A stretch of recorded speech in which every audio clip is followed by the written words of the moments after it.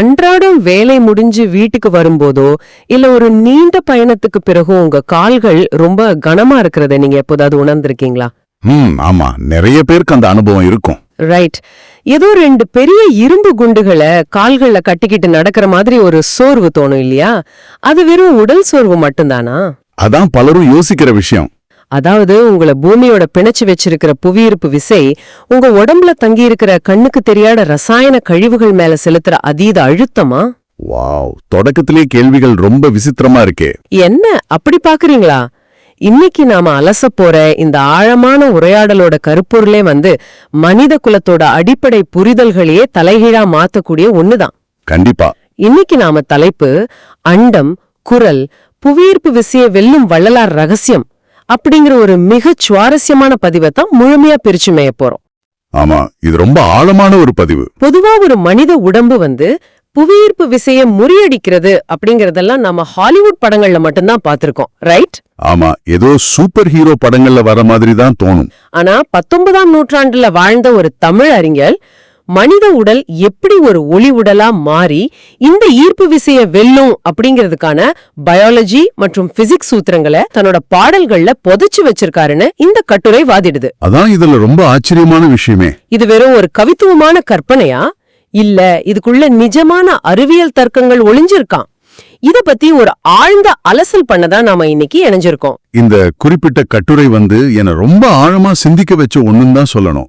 ஏன்னா உங்களுக்கு தெரியும்ல, ஆன்மீக பாடல்கள்னாலே அது ஏதோ மன அமைதிக்கானது, ஒரு தத்துவார்த்தமானது அப்படிங்கிற ஒரு பொதுவான பிம்பம் தான். ஆமா, வழக்கமா அப்படிதான் நினைப்போம்.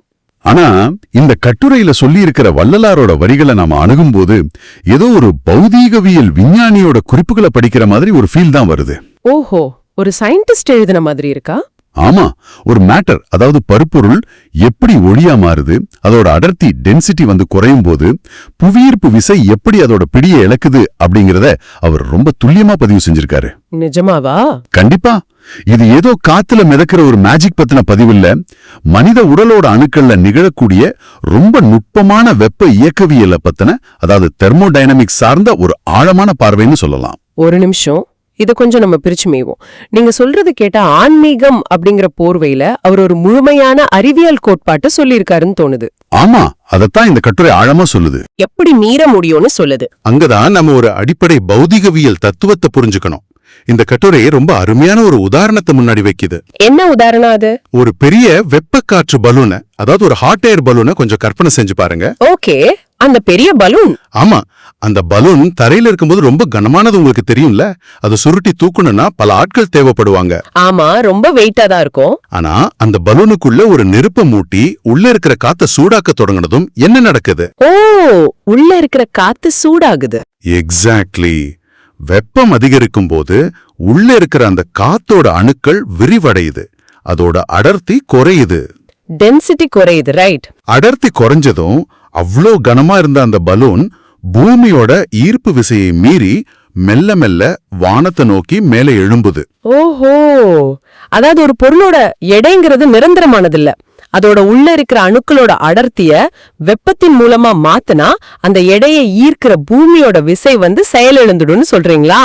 ஆமா, இதுதான் அந்த ஹாட் ஏர் பலூன் தத்துவம். சரி, பலூனுக்கு இது சாத்தியம். ஆனா ஒரு மனித உடம்புக்குள்ள எப்படி நெருப்ப மூட்டுறது? நாமெல்லாம் ஓடும் போதோ இல்ல எக்ஸசைஸ் பண்ணும் போதோ உடம்புல உஷ்ணம் ஏறுதே, அதை வச்சுக்கிட்டு நாம அப்படியே மிதந்துட முடியுமா என்ன? இல்ல, கண்டிப்பா முடியாது. அப்புறம் எப்படி? நாம எக்ஸசைஸ் பண்ணும்போதோ இல்ல நமக்கு காய்ச்சல் வரும்போதோ உடம்புல ஏற்படுறது வெறும் தசை முறிவு இல்லனா உராய்வால ஏற்படுற மேலோட்டமான வெப்பம்தான். ஓ, அது சூப்பர்ஃபிஷியல் ஹீட். ஆமா, ஆனா வள்ளலார் சொல்றது அதை இல்ல. அவர் அத அருட்பெருஞ்சோதி அப்படிங்கிற பேர்ல ஒரு உள் நெருப்பா, ஒரு மூலக்கணலா சொல்றாரு. உள் நெருப்பு, மூலக்கணல். வாவ்! இது உடலோட ஆழத்துல அணுக்களோட மையத்துல உருவாகிற ஒரு பிரத்யேகமான வெப்பம். ஒரு தீவிரமான தியான நிலை இல்லனா குறிப்பிட்ட மூச்சு பயிற்சிகள் மூலமா இந்த உள் நெருப்ப உடம்புல ஏத்த முடியும்னு அவர் சொல்றாரு. ஓஹோ, அந்த நெருப்பு மூழும் போது என்ன ஆகும்? அந்த நெருப்பு மூழும்போது அது சதைய சூடாக்குறது இல்ல, அணுக்களோட அடர்த்திய மாத்துது. கொஞ்சம் பொறுங்க, இது கேக்குறதுக்கு ஏதோ ஒரு சயின்ஸ் ஃபிக்ஷன் மாதிரி இருக்கு. ஆமா, ஆரம்பத்துல அப்படிதான் தோணும்.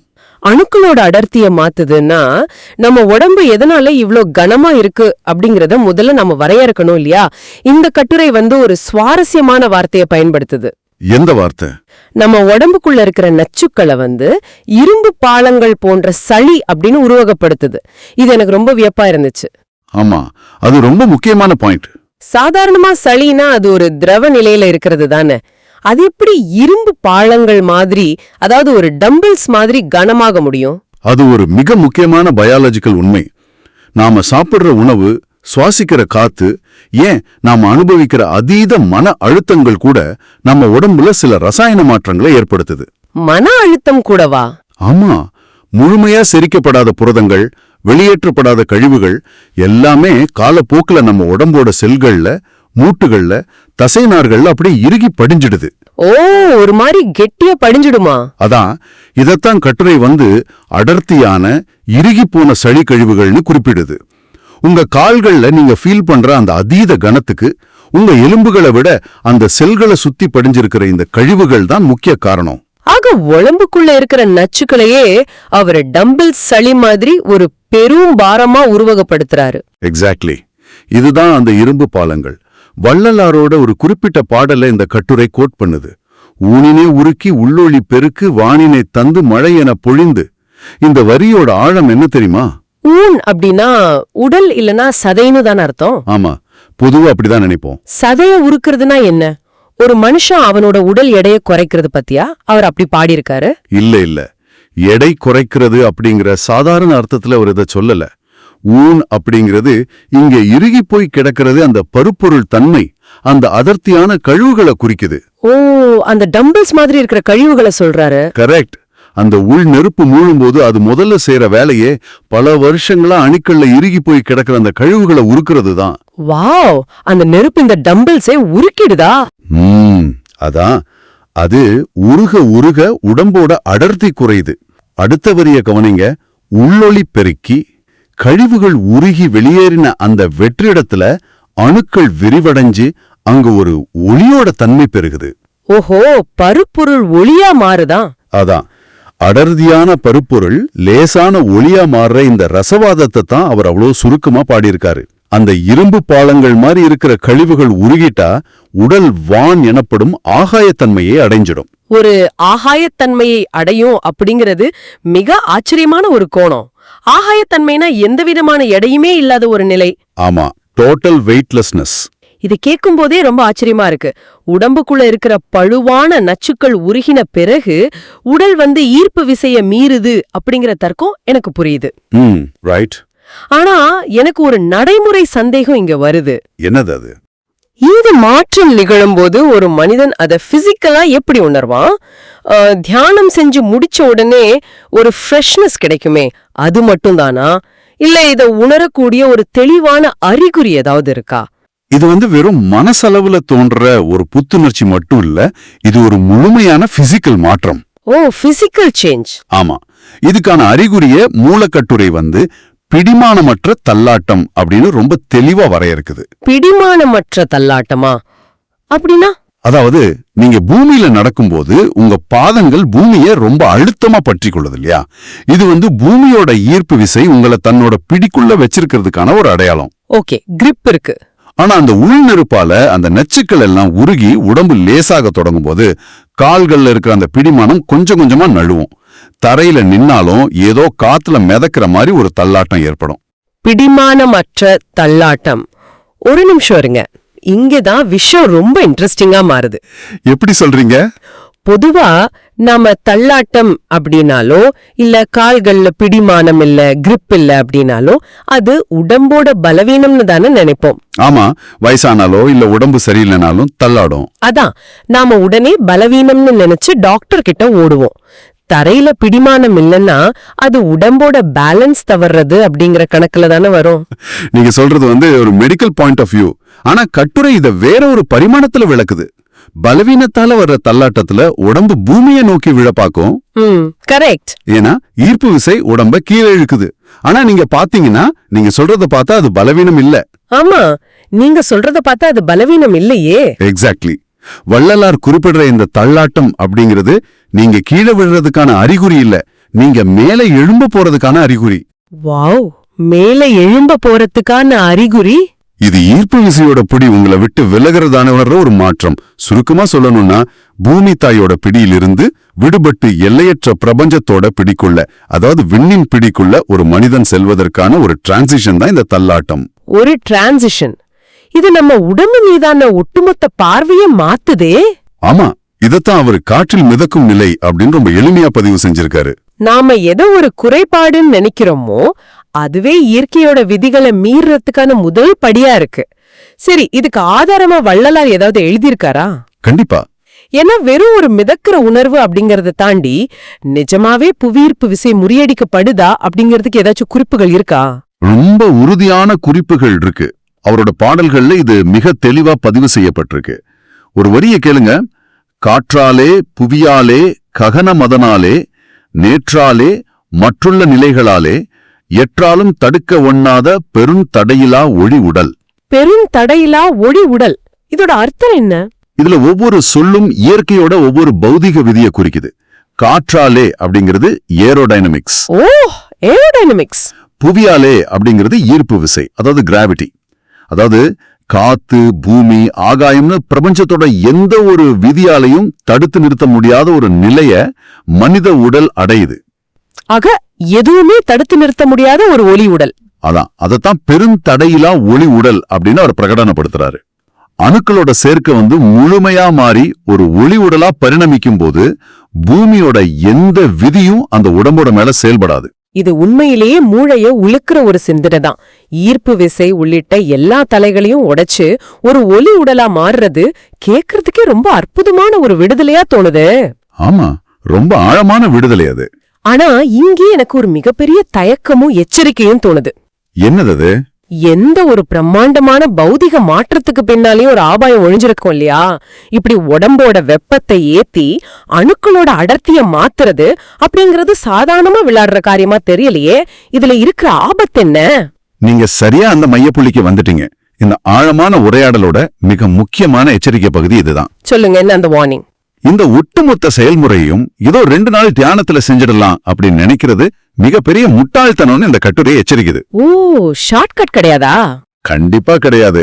நாம முன்னாடியே பேசணுமே, அந்த மூலக்கனல், அந்த நெருப்பு உடம்போட அடிப்பகுதியிலிருந்து முதுகுத்தண்டின் வழியா மேல் நோக்கி எழணும். முதுகுத்தண்டு வழியா. அப்படி அது எழும்போது அந்த பாதையில தங்கியிருக்கிற கழிவுகள் உருகி வெளியேறணும். ஆனா ஒருவேளை அந்த கழிவுகள் வெளியேறாம பாதை அடைச்சுக்கிட்டு இருந்தா என்ன ஆகும்? இப்போ என் மனசுல ஒரு சித்திரம் வருது. இது எனக்கு எப்படி புரியுதுன்னா, ஒரு பழமையான வீட்டு கற்பனை செஞ்சு பாருங்க. அந்த வீட்ல ஒரு பெரிய புகைப்போக்கி, அதாவது ஒரு சிம்னி இருக்கு. Okay, chimney. கடும் குளிர்காலம் அப்படிங்கறதால வீட்டை சூடாக்க நீங்க அந்த சிம்னியோட அடியில ஒரு பெரிய நெருப்பு மூட்டுறீங்க. ஆனா பல வருஷமா சுத்தம் செய்யப்படாததால அந்த சிம்னியோட பாதை முழுக்க குப்பைகளாலும் பறவைகளோட கூடுகளாலும் அடைபட்டு கிடக்குது. ரைட். இப்போ என்ன நடக்கும்?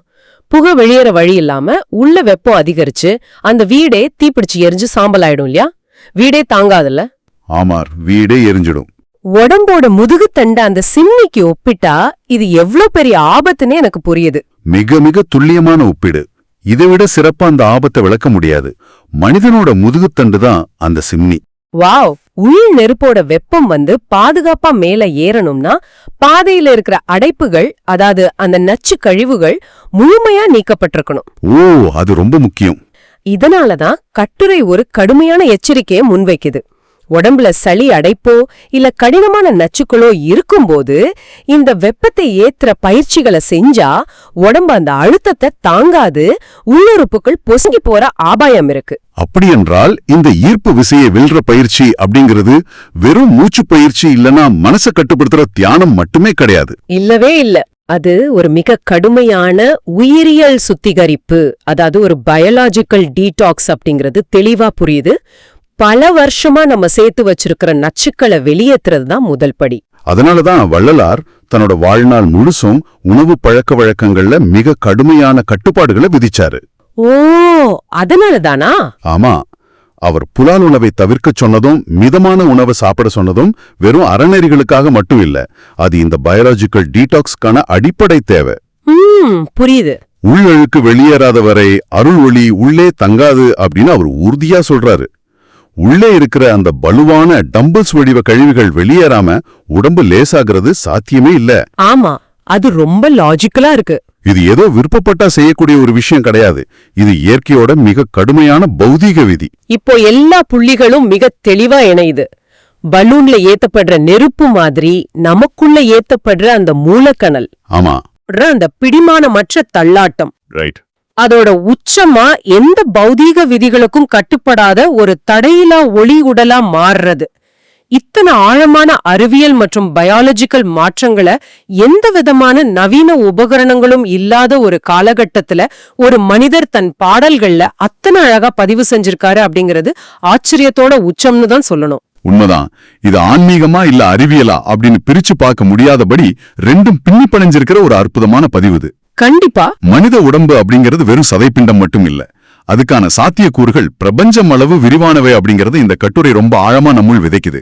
நிச்சயமா இந்த கட்டுரை நம்ம உடம்ப பத்தின ஒரு புதிய மரியாதையையே ஏற்படுத்துது. இதுவரை எங்களுடனே இணைந்து இந்த புதிய திறப்புகளை கூர்ந்து கவனிச்சுகிட்டு இருந்த உங்களுக்காக ஒரு இறுதி சிந்தனையை இங்கே நான் விட்டு செல்ல விரும்புறேன். இன்னைக்கு நாம உடம்போட பௌதீக கழிவுகள் எப்படி ஒரு பழுவா மாறி நம்ம பூமியோட பிணைச்சு வச்சிருக்குன்னு பார்த்தோம். இப்போ கொஞ்சம் கற்பனை செஞ்சு பாருங்க.